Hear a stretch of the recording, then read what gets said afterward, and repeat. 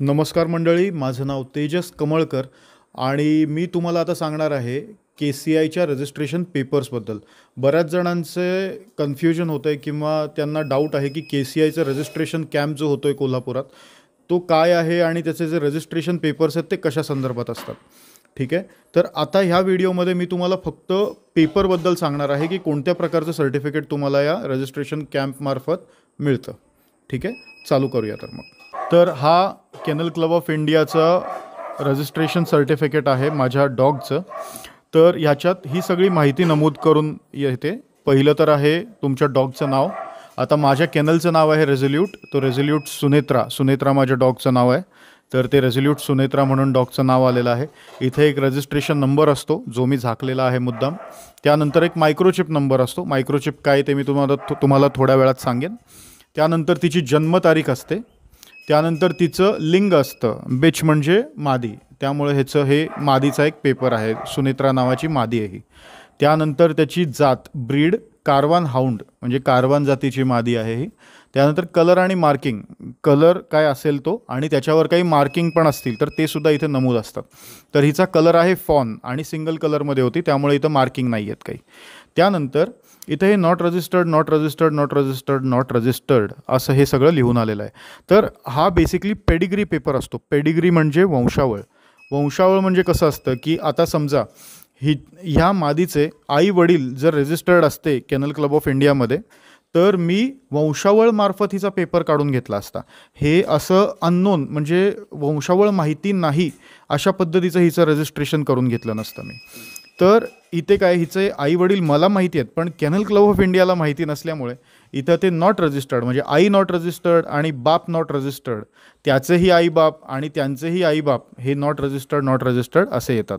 आणि त्यानंतर या मादीचा ब्रीडर मीच आहे, तरी पण आई वडील रजिस्टर्ड नसल्यामुळे इथे ब्रीडर म्हणून इथे माझं नाव येऊ शकत नाही, इथं नॉट रजिस्टर्डच येतं. पण registration granted to owner mister Tejas Sharad Kamalkar. आता ही माझी मादी आहे त्यामुळे इथे मालकाचं नाव तेवढं आलेलं आहे. ठीक आहे, आणि ही रजिस्ट्रेशनची डेट आहे. ठीक आहे, हा त्यांचा होलोग्राम वगैरे आहे, ही सही आहे. आणि हा पेपर असा वेगळ्या पद्धतीचा असतो. हे म्हणजे आपला नोटचा पेपर असतो तसं ह्याच्या ट्रान्सपरन्सीमध्ये काही ना काहीतरी दिसतं असं. आणि ह्याच्या बॅक साईडला जेव्हा मी ही मादी समजा कोणाला विकली तर इथे त्या नवीन मालकाचं नाव येतं. ट्रान्सफर नंबर म्हणजे त्यांचं काही डॉकेटचा नंबर असेल, ट्रान्सफरची तारीख असते आणि नवीन मालकाची नाव असतं आणि त्याच्यावर KCIची सही असते. तेव्हा हा पेपर केनल क्लब ऑफ इंडियाला पाठवायला लागतो. म्हणजे जेव्हा मी ही मादी विकेन तेव्हा मला हा पेपरसुद्धा त्या मालकाला द्यावा लागेल ट्रान्सफर सर्टिफिकेटवर सही करून. तेव्हा इथे नवीन मालकाचं नावसुद्धा येतं. आता मागे येऊया.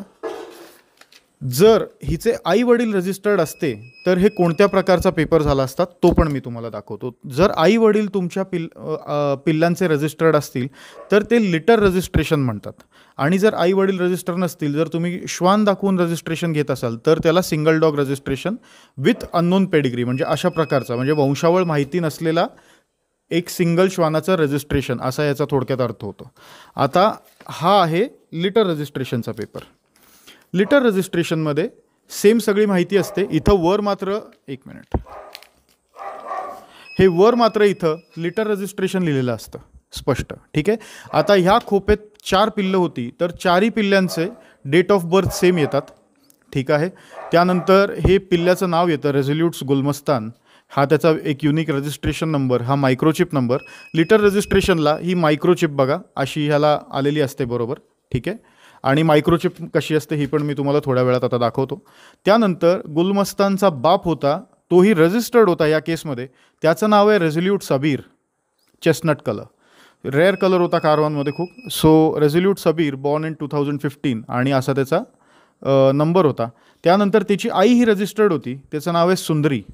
2015मध्ये रजिस्टर झालेली, सॉरी डेट ऑफ बर्थ नसेल, रजिस्ट्रेशन डेट असेल कारण हे अननोन रजिस्टर्ड डॉग्स होते माझे. तर हे रेझोल्यूट सबीर आणि ही सुंदरी. आणि त्यानंतर सगळ्यात महत्त्वाची गोष्ट, आता हे बघा ह्याचे आई वडील रजिस्टर्ड नव्हते त्यामुळे इथं हे नॉट रजिस्टर्ड आलं. जर ह्याचे अबीरचे आई वडील रजिस्टर्ड असते तर ते इथंसुद्धा त्याची नोंद आली असती.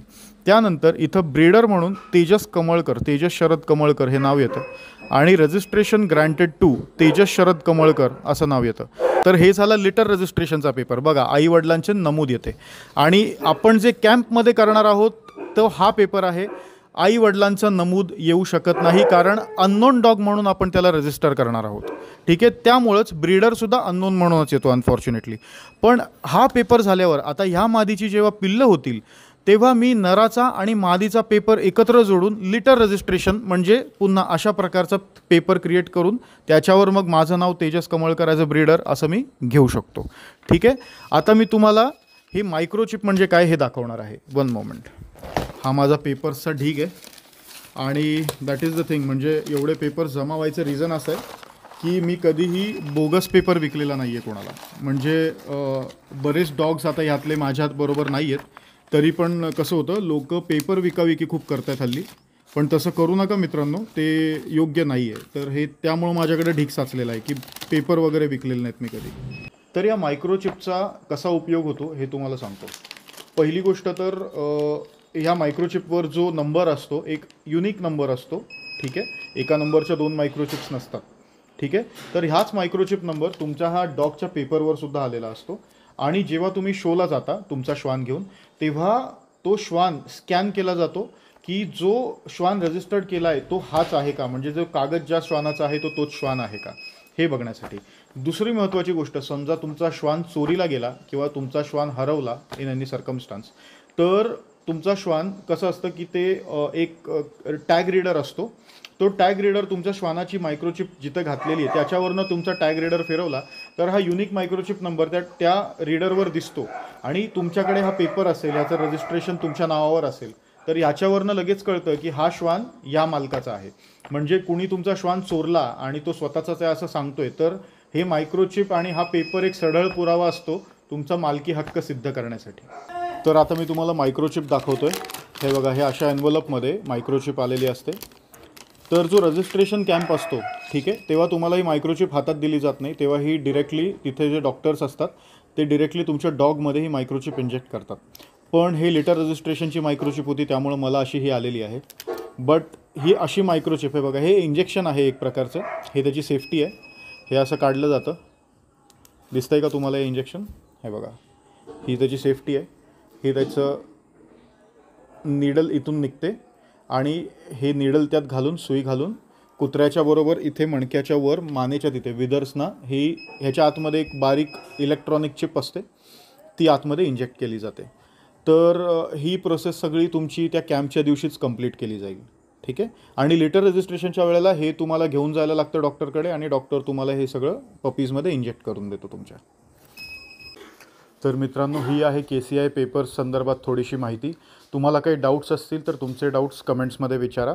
आणि येत्या 23 नोव्हेंबर 2025 रोजी या कॅम्पचा पूर्ण लाभ घ्या आणि आपले डॉग्स तिथे रजिस्ट्रेशनसाठी घेऊन या. थँक्यू.